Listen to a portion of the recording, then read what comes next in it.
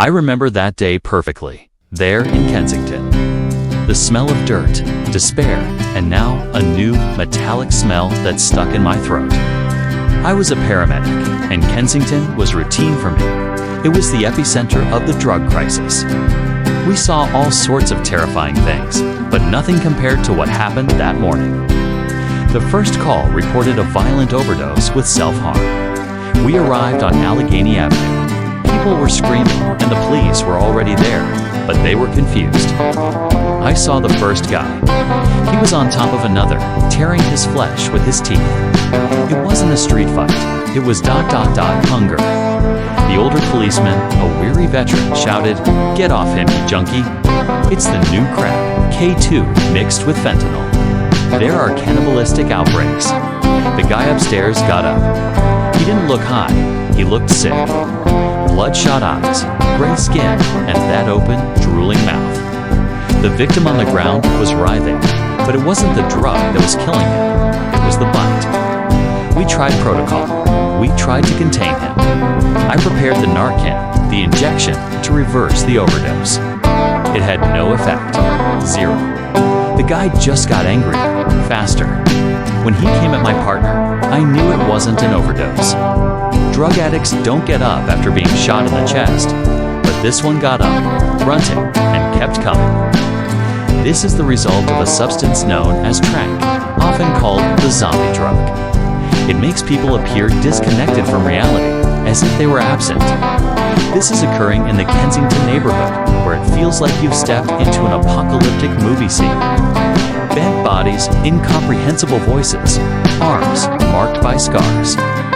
Nobody is helping them. Nobody intervenes. This is the world's largest open-air drug market right here in Philadelphia, United States. But what you're seeing isn't just addiction. It's a systemic collapse, the result of decades of failed policies and institutional greed. In this open market, drugs are purchased and consumed openly on the streets without any attempt to hide. Extreme poverty, mass homelessness, chemical dependency, and mental health problems. Just minutes away from some of America's most emblematic government buildings. Right in the heart of the American dream.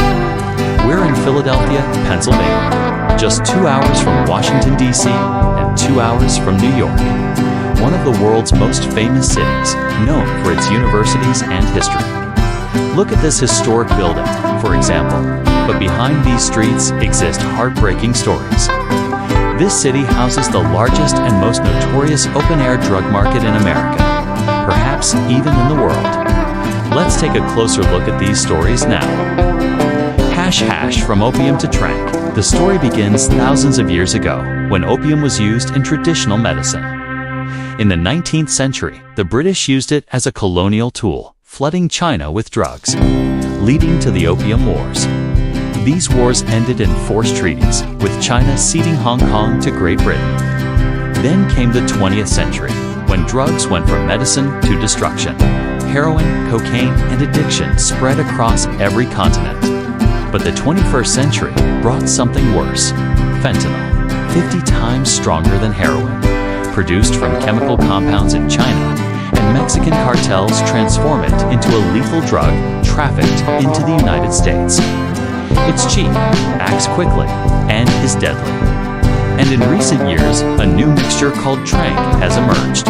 Tranq is a combination of fentanyl and xylazine, a veterinary tranquilizer used on animals like horses, absolutely not intended for humans. The results are catastrophic.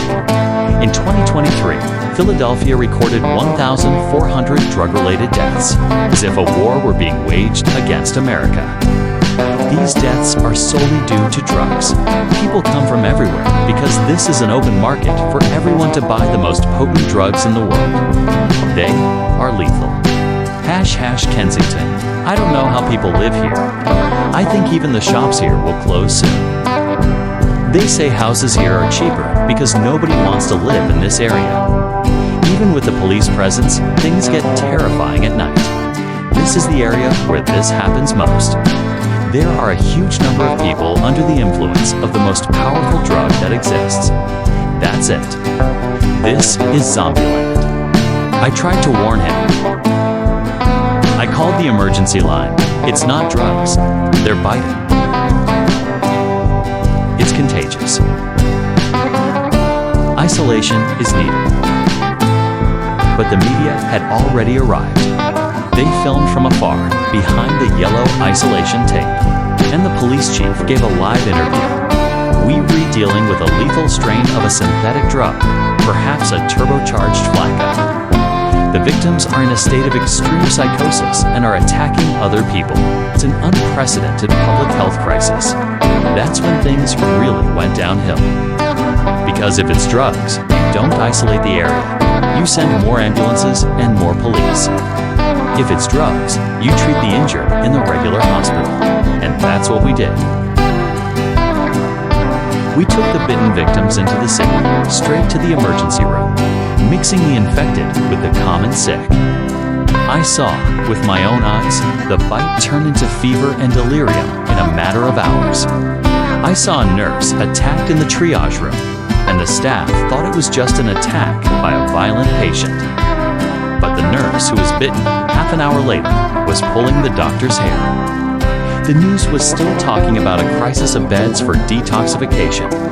Nobody was talking about quarantine. Nobody was talking about shooting them in the head. The police were busy arresting the attackers, and they locked them in common cells. The virus was traveling faster than any car, ambulance, police car, or on foot, spread by people who seemed to have just had a bad day or taken too much of a drug. That night, the confusion turned to chaos. I was near City Hall, trying to refuel the ambulance when the first horde came marching. Not staggering like drunks, but marching with a single purpose. The sound was what was most frightening. It wasn't cries of pain. It was a dry, collective grunt, as if the city itself were coughing up blood. When the federal government finally sent in the army, it was too late. Philadelphia was already lost. Lost because, at first, we thought it was just another social problem, just another street epidemic. We thought a dose of Narcan and a TV report would suffice. I'm here now, hidden in the maintenance tunnels, looking at the ruins of the city I tried to save. I think about the irony. The synthetic drug was real, but the plague that killed us didn't need a needle, just a dirty tooth.